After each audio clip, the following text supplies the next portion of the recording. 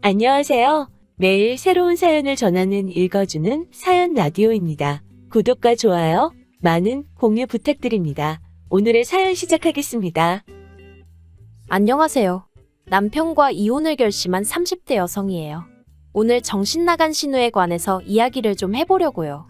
시댁 식구들이 어떻건 간에 남편하고만 잘 살면 되는 줄 알았더니 그것도 답이 아니라는 걸 뼈저리게 배웠습니다.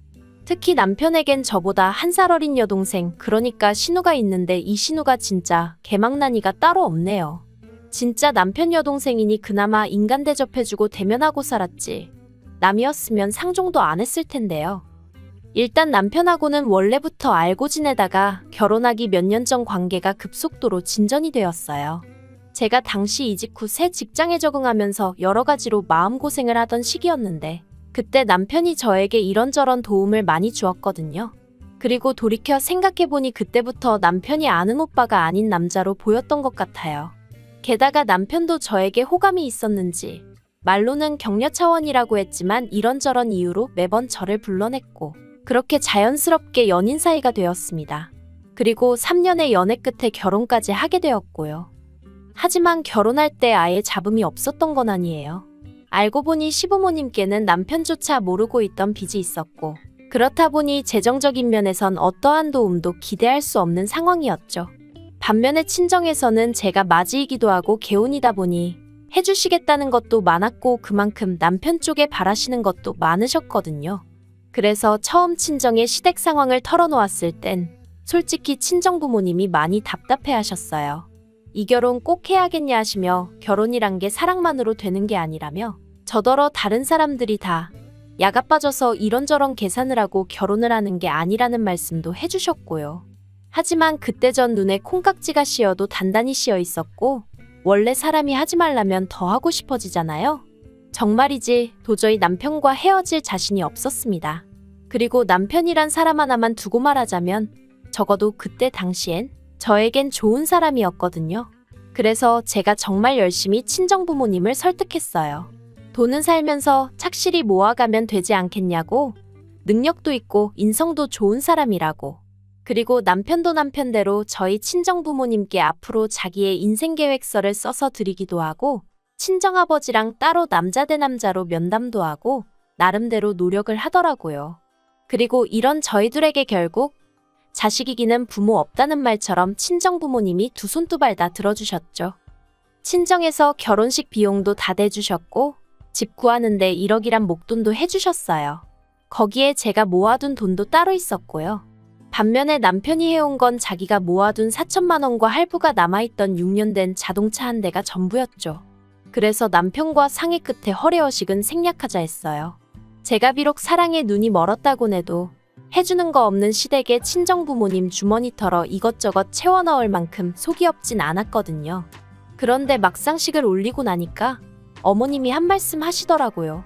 남들은 자식 키워 장가 보낼 때 고생했다고 가방 받고 돈 받고 심지어 당신 아는 집은 사돈 내서 차도 바꿔주더라는데 저희는 어째서 예단도 하나 안 보낼 수가 있느냐고요. 황당했죠. 그래도 다행히 남편이 먼저 나서서는 내가 해간 게 없는데 뭘 바라냐고 어머님한테 무안을 주대요. 그래서 저도 더는 그냥 말을 안 하긴 했는데 사실 결혼 전에는 제가 어머님 아버님 뵐 일이 몇 번이나 있었겠어요. 처음에 시댁에 인사드리러 갔을 때 한 번, 그리고 상견례 자리에서 한 번이 전부였거든요. 그리고 그땐 시부모님 두 분 다 워낙 말수가 없으시기도 했고 저도 저대로 긴장을 많이 했던 탓에 솔직히 어떤 분들인지 파악하기가 쉽지 않았죠. 그런데 막상 식을 올리고 나서야 좀 뻔뻔하시단 생각이 들대요. 한편 저희가 결혼하고 몇 달 지나지 않아 어머님 생신이었는데 신우가 자기 애인이라며 남자를 한 명 데리고 왔어요. 그리고 제가 보니 남자가 인물은 없어도 사람이 서글서글한 게 성격도 좋아 보이고 무엇보다 신우한테 무척이나 잘하더라고요. 뭐 2-3시간의 짧은 시간이었지만 행동 하나하나에 배려가 있었달까요? 그리고 이튿날 신우가 저에게 연락을 해와서는 어제 자기 남자친구가 어땠냐고 묻길래 느낀 그대로 얘기를 해줬네요. 참고로 이때는 저랑 신우의 사이가 그럭저럭 좋은 편이었습니다. 신우랑 제가 나이가 1살 차이가 나고 제가 엄연히 윗사람이긴 했지만 개월수로는 반년도 안 되는데 새언니 소리가 안 나온다고 징징거려서 제가 어른들 계실 때는 조심하고 아닐 때는 편할 대로 하라고 했더니 신우 말로는 제 성격이 너무 좋아 보여서 친하게 지내고 싶었다나요? 아무튼 저도 신우랑 날 세워서 좋을 게 뭐가 있겠나 싶어서 그럭저럭 우호적인 관계를 유지하고 있었죠. 하지만 신우가 저니까 하는 말이라면서 솔직히 결혼하기엔 너무 좋은 조건인데 얼굴만 보고 있으면 기분이 나쁘다는 거예요. 그래서 제가 그게 무슨 소리냐니까 남자 얼굴이 너무 못생겨서 가끔은 화도 난다나요? 황당했죠. 결혼 이야기가 오가는 상대의 외모를 그런 식으로 평가한다는 게. 듣다 못한 제가 신우더러 그러면 안 사랑하는 거 아니냐고 물었습니다. 사랑하지도 않는 사람하고 결혼을 왜 하려고 하냐고. 차라리 헤어지라고 했죠. 그랬더니 그렇게는 못한대요. 돈도 잘 벌고 자기 ATM이라나 뭐라나. 너무 충격적이었어요. 하지만 그렇다고 제가 신우한테 이러쿵저러쿵 말하기도 그렇고 그래서 사람들이 결혼할 때 사랑만 가지곤 안 된다고 하지만 그래도 사랑이 있어야 살 수 있는 것 같다고 애둘러 한마디 했거든요. 그런데 신우가 그냥 피식 콧방귀만 끼고 말대요. 그리고 결국 그 둘은 그해 결혼을 했습니다. 남들이 부러워할 만한 결혼식이었고 남자 쪽에서 비용도 다 냈다고 들었어요. 그리고 결혼식장에서 화장실에 갔다가 우연히 어머님 지인분들이 저희 어머님은 제주도 좋다며 아들, 딸 다 돈 한 푼 안 들이고 결혼시키는 거 보면 대단하다고 말씀하시는 걸 듣게 되었는데 기분이 썩 좋지는 않대요. 그런데 문제는 신우가 결혼 후에도 정신을 차리지 못하더라고요. 듣자 하니 시매부는 정말 신우뿐만이 아니라 저희 시부모님한테도 극진하게 잘했는데 신우가 시매부를 정말 남보다도 못하게 대했어요. 가족들 다 모인 자리에서 외모 가지고 비하를 하기도 하고 어떻게든 깔아뭉개려고 혈안이 된 사람 같더라니까요. 오죽하면 어머님도 신우한테 제발 작작 좀 하라고 한마디 하셨을 정도였죠. 하지만 정작 시매부는 늘 허허실실 웃으며 저 사람은 저런 성격이 매력이에요 하는데 아마 다들 말은 안 했어도 여러 의미로 대단하다 싶었을 거예요. 그런데 신우가 기어이 사고를 쳤습니다. 결혼하고 얼마 되지 않았을 때였는데 그날따라 신우가 쇼핑하고 싶다고 하도 노래를 해대서 같이 백화점에 가줬거든요. 시매부가 카드를 줬다며 가방을 사네 뭐를 사네 하는데 누가 신우한테 아는 체를 하는 거예요. 그러더니 신우도 이내 그쪽을 알아보고는 어머어머하더니 대학 동문이랍니다. 대학교 때 친하게 지내던 선배라나요. 그리곤 보아하니 둘이 커피라도 한잔하러 가고 싶었는지 콕 집어 뭐라고 말할 순 없지만 저에게 눈치를 주는 것 같더라고요. 그래서 제가 나는 볼 일이 생각났다고 먼저 가야 할 것 같다고 했어요.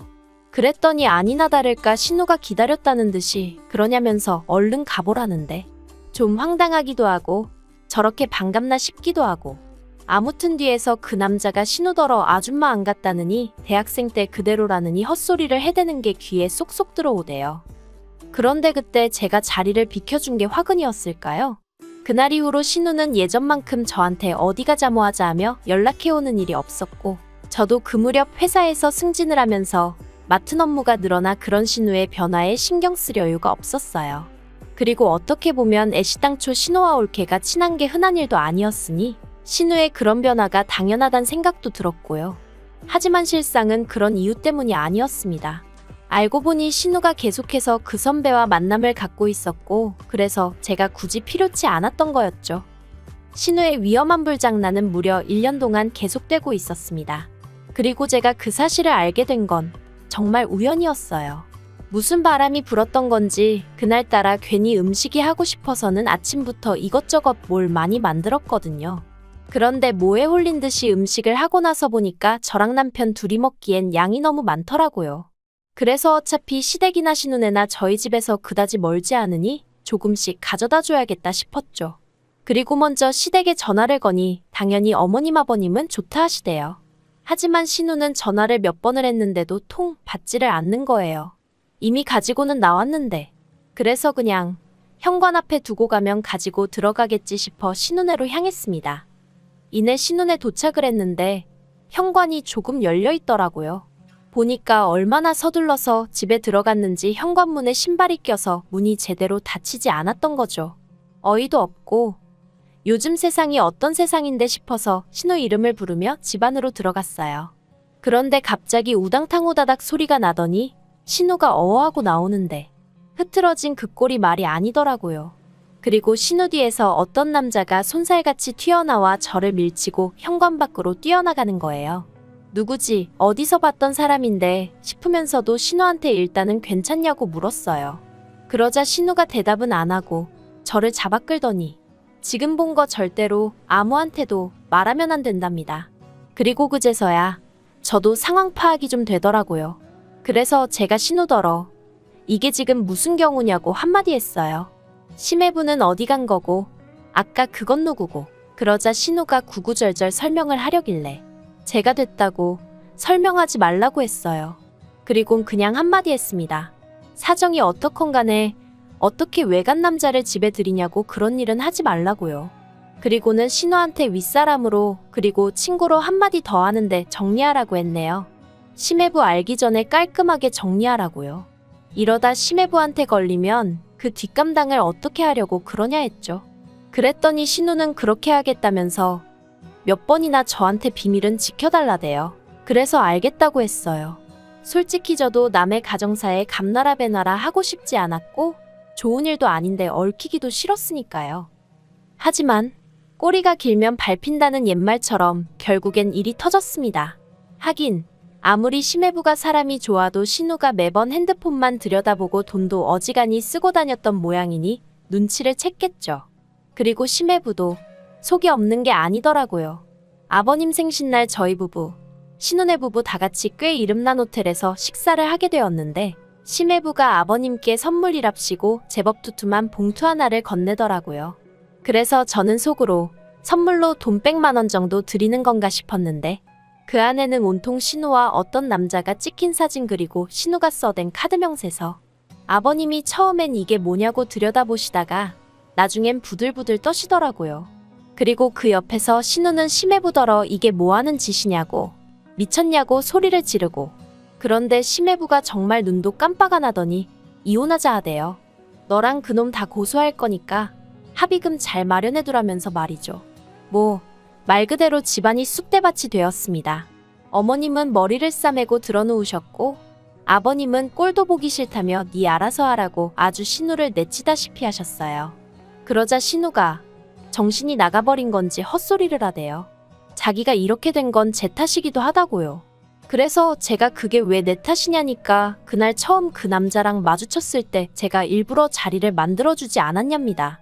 제가 자리를 비워서 자기가 그 남자한테 싫다 소리도 못하고 억지로 커피도 마시고 연락처도 줄 수밖에 없었다나요.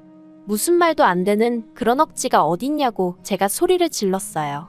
하지만 신우는 나오지도 않는 눈물을 쥐어짜내고 있지. 어머님은 어머님대로 저더러 윗사람이 돼서는 아주 바람나라고 고사를 지냈다며 화를 내시지. 어이없이 졸지에 제가 욕을 먹었다니까요. 그런데 그때 신우가 덧붙이기를 게다가 제가 신우가 실수하고 있는 걸 알면서도 적극적으로 말리지 않았답니다. 정말 제가 신우를 걱정하는 마음이 있었다면 때려서라도 말렸어야 하는 거 아니냐면서 한마디로 일이 이 지경이 된 건 자기가 이혼을 당하게 생긴 건 저 때문이라는 개소리를 해대더라니까요. 그런데 더 황당한 건 남편이 저더러 정말이냐고 묻는 거예요. 정말 자기 여동생이 바람피는 걸 알면서도 모른 척 했냐고요. 그래서 모른 척한 게 아니고 나는 신우를 말렸다다만 당신이나 시부모님께 내가 말하지 않았을 뿐이다. 왜 말을 안 했냐길래 아무리 가족이라고 해도 신우의 흠이고 신우의 가정사인데 내가 막말로 뭐라고 나서냐? 신우도 성인인데 알아서 정리를 해야 하는 거 아니냐고. 난 그래도 알아들을 만큼 얘기했고 까놓고 할 만큼 했다 했어요.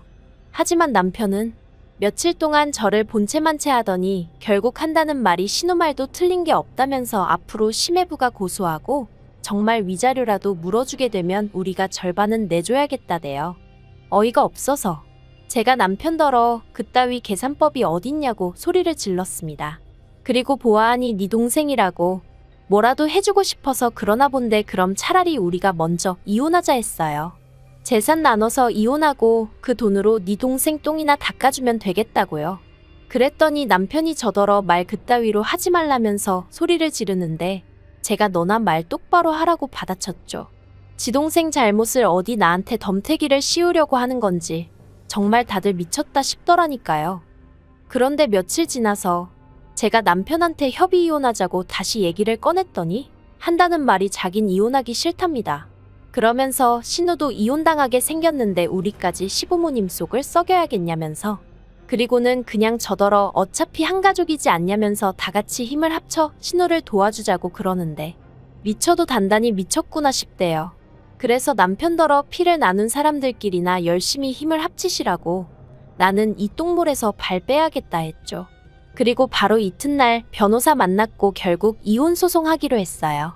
진짜 지금도 이걸 쓰는데 분하고 열통이 터져서 손이 부들부들 떨린다니까요.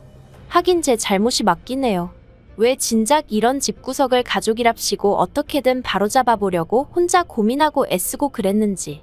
정말이지 양심이라곤 썩어빠진 당신들 엇보니까 더 이상 저한테 아무것도 바라지 않았으면 좋겠어요. 아, 그리고 심해부한테는 미안하다기보단 유감이라고 따로 연락은 했고 혹시 제가 도울 일이 있으면 돕겠다고 했네요. 진짜 별거지 같은, 그저 하루빨리 자유의 몸이 되고 싶을 뿐이에요. 긴 이야기 들어주셔서 감사합니다. 오늘의 사연은 여기까지입니다. 구독과 좋아요, 알람 설정해주시면 앞으로 더 좋은 사연으로 찾아오겠습니다. 감사합니다. 안녕하세요. 매일 새로운 사연을 전하는 읽어주는 사연 라디오입니다. 구독과 좋아요, 많은 공유 부탁드립니다. 오늘의 사연 시작하겠습니다. 안녕하세요. 내년 3월에 결혼을 앞두고 있던 30대 여성입니다. 그리고 듣자마자 눈치채셨겠지만 과거형이에요. 파혼했거든요. 남자친구하고는 대학교에서 알게 되었어요. 같은 전공은 아닌데 교양 과목을 듣다가 조별학습하고 그러면서 이제 통성명하고 그런 식이었죠. 사실 그때만 하더라도 남자친구랑 이렇게까지 관계가 발전될 거라는 건 상상도 못했어요. 그저 인맥을 넓힌다는 정도였지. 그런데 2번이나 같이 수업을 듣게 되다 보니까 신기하기도 하고 그래서 좀 더 가까워졌던 것 같습니다. 이후로 그 인연이 이어져 좋은 오빠 동생 사이로 지내다가 제 나이 26살의 남자친구의 고백으로 마침내 연인 사이가 되었죠. 그런데 사귀고 나서야 그간은 보이지 않던 것들이 하나씩 눈에 들어오기 시작했어요. 그중 하나가 바로 남자친구의 경제 사정이었죠. 사실 남자친구가 어려운 형편에서 자랐을 거라곤 생각을 못했어요. 대학 시절에는 하고 다니는 게 다 거기서 거기기도 했고 제가 남자친구를 이성으로 생각하지 않았던 탓에 별 관심이 없었거든요. 하지만 졸업 후 좋은 회사에 들어갔고 말로는 그때 당시 연봉은 5천 정도 된다 했으니 집안 형편을 떠나서 경제적으로 데이트를 한다거나 할 때 크게 무리가 없었죠. 그때만 하더라도 학생 때와 마찬가지로 결혼까지 하게 될 줄은 몰랐기에 남편의 가정 형편에는 관심을 두지 않았기도 하고요. 하지만 막상 결혼 이야기가 오가고 나서는 돈 이야기를 피할 수가 없었습니다. 저도 조금씩 주변에서 먼저 결혼한 언니들이나 친구들을 통해서 이런저런 이야기를 듣다 보니 언제까지 남자친구의 능력 하나만 보고 있을 건 아니구나 싶기도 했고요. 그래서 사귄 지 6년 만에 남자친구에게 가정 형편이라던가 재정 상황에 대해서 정말로 내키지 않았고 껄끄러웠지만 물을 수밖에 없었어요. 그리고 그렇게 알게 된 사실은 좀 충격적이었습니다. 남자친구는 자취를 하고 있었는데 전 어째서인지 당연히 전세일 거라고 생각하고 있었거든요. 하지만 남자친구 말이 집을 구하던 당시 그럴 만한 목돈은 없었기에 월세로 들어왔고 이후로 불편함을 느끼지 못해서 계속 월세로 지내고 있었답니다. 보증금 3천에 월세 60. 그리고 이게 어떻게 보면 남자친구의 전 재산이기도 했어요. 왜냐하면 제가 적금은 하고 물으니 적금 같은 건 할 여유가 없었다면서 처음으로 자기 가족들에 대해서 이야기를 꺼냈거든요. 아마 모르긴 몰라도 결혼 이야기까지 오가는 마당에 더는 뭐가 됐던 간에 대충 둘러대고 넘어갈 순 없었던 거겠죠. 아무튼 남자친구는 대학교 때문에 서울로 올라왔지만 남은 가족들 그러니까 아버님 어머님 그리고 남자친구보다 3살 많은 신우는 여전히 같이 살고 있다 했습니다. 그리고 3사람이 사는 집은 전세라고 했어요. 여담이지만 자가냐 아니면 전세냐 월세냐 하고 물으니 왜 자기가 그런 것까지 저한테 말해줘야 하냐면서 남자친구가 꽤나 불쾌해하더라고요. 하지만 제가 결혼할 사이인데 그 정도는 당연히 물어볼 수 있는 거 아니냐 하니까 투덜거리면서 대답은 해주대요. 그리고 저는 계속해서 시부모님은 무슨 일을 하시는지, 신우는 어디를 다니는지 물었는데 남자친구 아버님은 회사 택시를 하시다가 코로나 이후로는 집에서 쉬고 계신다 했습니다. 어머님께서는 뭐 식당 일도 하시다가 또 청소 일도 하시다가 그때그때 상황에 따라서 조금씩 다른 일을 하신다고요. 그리고 이때 하마터면 저도 모르게 한숨을 내쉴 뻔했어요. 모르겠어요. 두 분의 직업이 실망스럽고 그런 건 아니었는데 아무래도 제가 남자친구에게 바라는 바가 있었던 건지, 그리고 신우의 경우는 지금 생각해도 답이 안 나온다 싶은데 남자친구 말로는 원래 연예인 지망생이었답니다. 어려서부터 워낙 예쁘단 소리를 많이 듣고 자라서 솔직히 온 가족 모두 신우가 연예인이 될 줄 알았다나요. 하지만 어쨌든 일이 잘 풀리지 않았고 그래서 지금은 딱히 하는 일 없이 아버님과 같이 집에 있다대요. 그래도 사귀는 사람이 있어서 그 사람하고 결혼을 한 해 만에 그러고 있다나 어쩐다나. 그런데 솔직히 말하겠습니다. 이 모든 이야기를 전부 다 듣고 났을 땐 왠지 속이 갑갑한 게 한마디로 답이 없다 싶었어요. 아무리 제 남자친구가 번듯한 직장을 다니는 성실하고 좋은 사람이라고 해도 시부모님의 상황도 그렇고 무능력한 신우도 그렇고 어쩌면 남자친구가 일평생 책임져야 할지도 모르는데 그걸 제가 옆에서 지지해줄 자신이 없었으니까요. 그리고 남자친구도 변해가는 제 표정을 읽기라도 했는지 옆에서 열심히 설명하기를 그래도 자기 부모님이 사치가 심하시고 그런 분들은 아니랍니다. 그저 아버님이 능력이 없으시다 보니 하루 벌어 하루 먹고 사는 일이 반복되었고 그러다 보니 지금 이런 상황이 된 거지. 아버님도 집에 계시긴 하지만 그래도 이런저런 소일거리라도 생기면 열심히 하시는 분이고 어머님도 지금까지 한번 제대로 쉬지도 못하시고 일평생 일하시던 분이라면서요. 신우는 뭐 남자친구도 하는 말이 자기 누나지만 무슨 생각인지 모르겠다고. 그래도 신우는 시집가면 그만 아니냐. 내가 뭐 달리 해줄 건 없다 하던데. 사실 저라고 얼마나 잘 사는 집딸은 아니에요. 하지만 저희 친정부모님은 그래도 두 분 노후 준비는 확실히 되어 있으시고 살고 계신 아파트 외에 다른 부동산도 가지고 계셨어요. 저도 남자친구보다는 좀 적지만 부족하지 않은 연봉을 받으며 회사를 다니고 있고요. 그러니 제 머릿속이 복잡할 수밖에 없었습니다. 가난이 죄는 아니고 남자친구는 분명 능력 있고 좋은 사람인데 남자친구와 결혼을 했다간 제가 떠안아야 할 게 너무나 많을 것 같았거든요. 그래서 며칠간의 고민 끝에 남자친구에게 생각할 시간을 갖자고 했어요. 하지만 정확히 3일 뒤 남자친구가 집 앞으로 찾아왔습니다. 그리고는 저랑 죽어도 못 헤어지겠다며 저를 붙잡더라고요. 부모님이 형편이 어렵다는 이유로 자기가 저랑 왜 헤어져야 하냐면서 자기가 부모님을 선택한 것도 아닌데 자기만 좀 봐줄 수는 없냐대요. 그리고 그런 남자친구를 보는 제 마음도 결코 편하지 않았어요. 오히려 제 자신이 너무 나쁜 사람처럼 느껴졌죠. 어려운 환경에서도 이렇게나 잘 자라준 남자친구에게 상처를 줬다는 것도 미안했고요. 그래서 결국 그때 헤어지지 못했습니다. 지금 생각하면 좀 더 이성적으로 생각했었어야 하는데 그땐 정말이지 참아더는 모질게 못하겠더라고요. 아무튼 그래서 다시 저희는 만나기 시작했고 이후로 상견례까지 빠르게 진행되었습니다. 저희 집에서는 남자친구 사정을 아시고 안타까워하시면서도 탐탁치 않아 하셨던 게 사실이에요. 특히 어머니는 저더러 그러지 말고 잘 생각해보라고 결혼은 사랑만 가지고는 되는 게 아니라며 저를 말리셨지만 이미 남자친구에게 한번 헤어지자 했다가 마음을 고쳐먹기까지 했던 저에게 어머니가 하시는 말씀은 그저 매정한 잔소리로만 느껴질 뿐이었죠. 그래서 오히려 그런 어머니께 그러면 조건만 좋으면 장땡이라는 거냐? 엄마는 아빠 조건 보고 결혼했냐 하는 막말까지 했다니까요. 지금 생각하면 정말 제가 미친 X였어요. 이 세상에 부모님보다 저를 생각해주는 사람은 없다는 걸 어째서 그땐 그렇게도 까맣게 잊고 있었는지. 그런데 시간이 지날수록 이건 아니다 싶은 상황이 하나둘씩 제 앞에 벌어졌고 저는 결국 두 손 두 발 다 들고 남자친구에게 이별을 고할 수밖에 없었습니다. 처음엔 저도 이게 맞는 건가? 내가 너무 오바해서 생각하나 그런 생각도 들었는데 지금은 제가 내린 결정에 이만큼의 후회도 없어요. 남자친구의 형편을 알고 나니 도움이랄 건 기대할 수도 없었지만 거기까지도 괜찮다고 생각했어요. 남자친구가 사는 집 보증금하고 제가 모아둔 돈하고 그리고 부족하면 대출을 받으면 된다 싶었거든요. 그런데 그 이야기를 꺼내니 남자친구가 한다는 소리가 자기 상황이야 워낙 없으니 그렇다 쳐도 저희 부모님은 저 결혼하는데 뭐 하나도 안 도와주시는 거냐며 열을 내더라고요.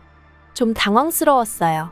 저는 남자친구가 못해오는 만큼 저도 저희 부모님께 손은 벌리지 않는 게 맞다고 생각했거든요. 그리고 그게 적어도 남자친구가 따지고 들 건 아니다 싶었고요. 그래도 여기까지도 남자친구가 눈치가 없어서 그런가 보다고, 설마 염치가 없고 뻔뻔해서 그런 질문을 그런 식으로 한 건 아닐 거라고 믿었습니다. 그래서 남자친구에게 농담 반 진담 반으로 오빠도 아무것도 안 받아오는데 난 받아와야 하냐고 받아쳤더니 그걸 뭘 그렇게 따지냐고, 한 명이라도 받아오면 좋지, 우리 미래에 도움이 될 거 아냐? 하는데 솔직히 아주 틀린 말은 아니었지만 기분이 좋지는 않더라고요. 그래서 그냥 그런가 하고 대충 넘겼어요. 어쨌든 내가 안 받아오면 별 수 없는 거지 막말로 남자친구가 따지고 들겠나 싶었으니까요. 그리고 이후로 저희는 대출을 알아보면서 동시에 틈틈이 눈품발품을 팔아 집을 알아보기 시작했습니다. 둘 다 직장을 다니다 보니 아무래도 지역적인 부분에 있어서 한계가 있었고, 뿐만 아니라 예산도 빠듯하다 보니 이런저런 제약이 많았으니까요. 그리고 그렇게 한 일주일 정도 지났을 때였어요. 주말이었지만 아침부터 계속 이 부동산 저 부동산 돌아다녔더니 지칠 대로 지쳤고, 그래서 남자친구랑 잠깐 머리도 식힐 겸 카페에 들렸습니다.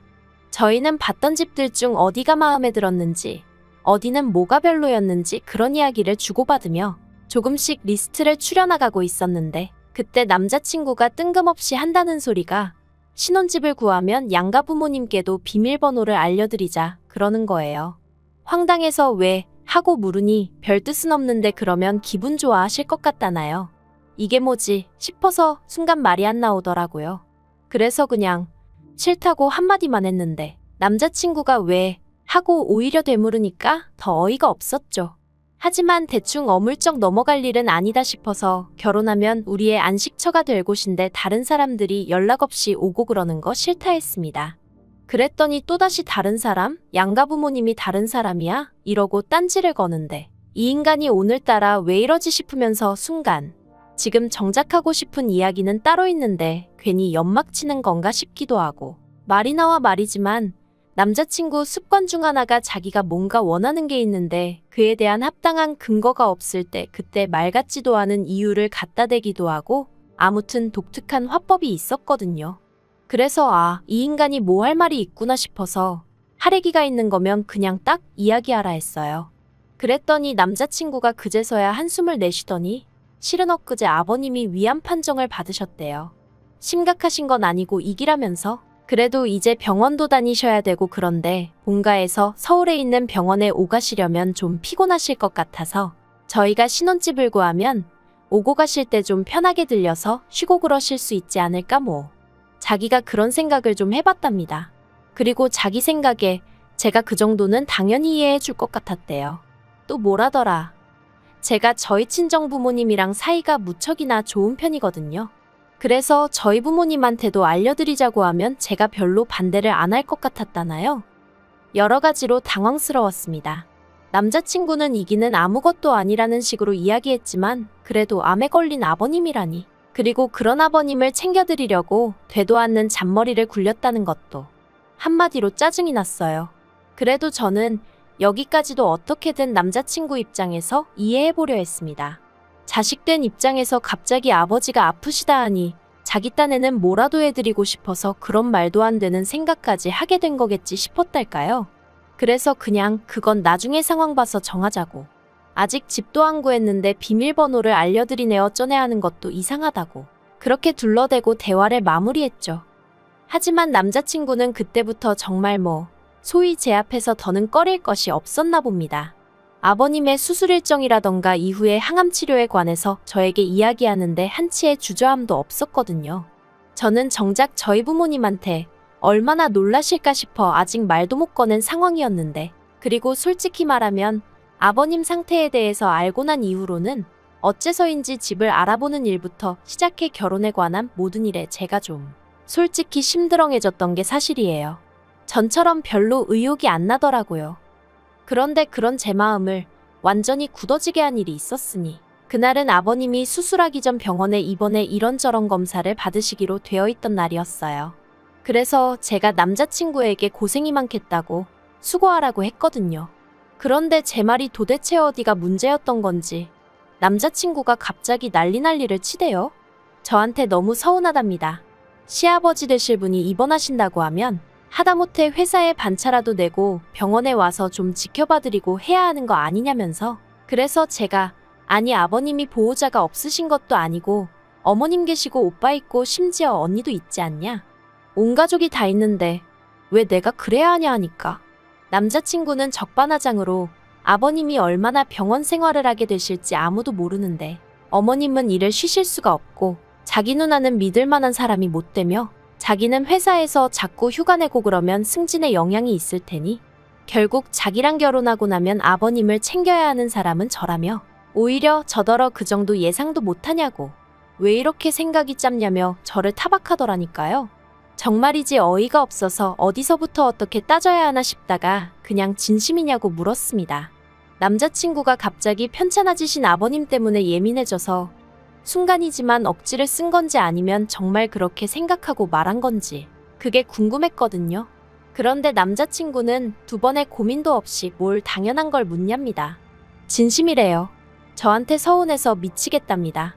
결혼 이야기까지 오가는 마당에 시아버지 되실 분이 편찮으시다는데 그럼 한번 제대로 들여다보고 어디 불편하신 데는 없는지 챙겨드릴 생각은 제가 눈꼽만큼도 안 하는 것 같아서 그게 서운해 미치겠답니다.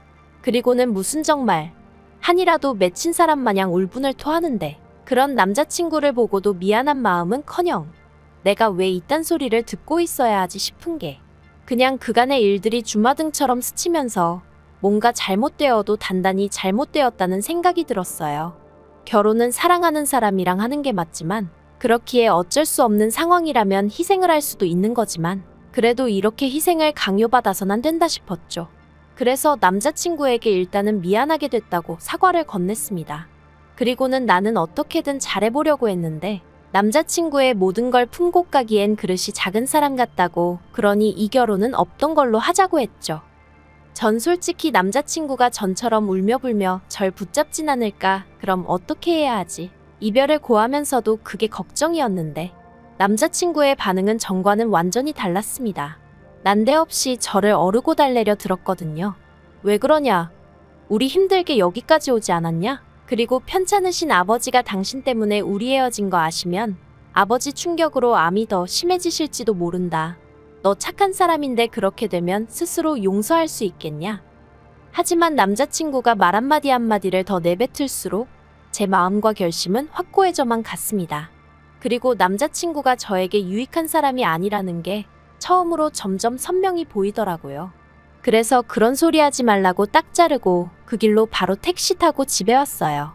남자친구 번호는 차단하고 그래도 남자친구가 저번처럼 또 멋대로 나타나 울고불고 붙잡을까봐 걱정도 되고 그래서 친정 부모님께 그간의 상황부터 헤어지게 된 경위까지 싹 다 말씀드리니 저희 아버지가 휴가까지 내시고 저랑 같이 있어 주셨습니다.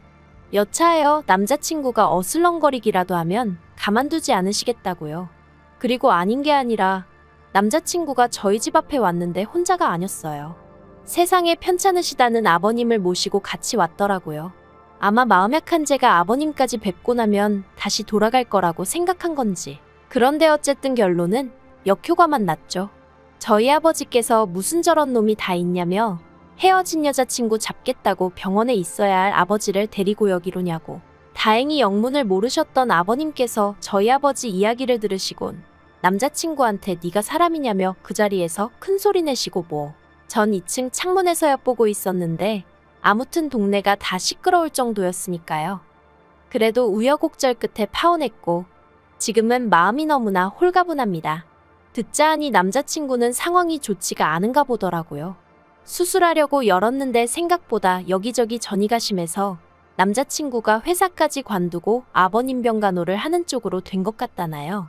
그리고 그런 이야기를 들으니 남자친구가 안 됐긴 한데 동시에 하마터면 그 짐을 같이 짊어질 뻔했구나 싶은 게 이기적으로 들릴진 몰라도 잘 빠져나왔다 싶은 게 솔직한 심정이에요.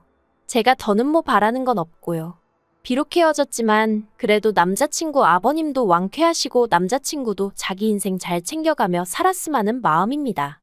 저는 저대로 더는 파혼한 남자친구는 신경 쓰지 않고 그저 묵묵히 제 인생을 살아갈 거고요. 긴 이야기 들어주셔서 감사합니다. 오늘의 사연은 여기까지입니다. 구독과 좋아요, 알람 설정해주시면 앞으로 더 좋은 사연으로 찾아오겠습니다. 감사합니다. 감사합니다. 감사합니다.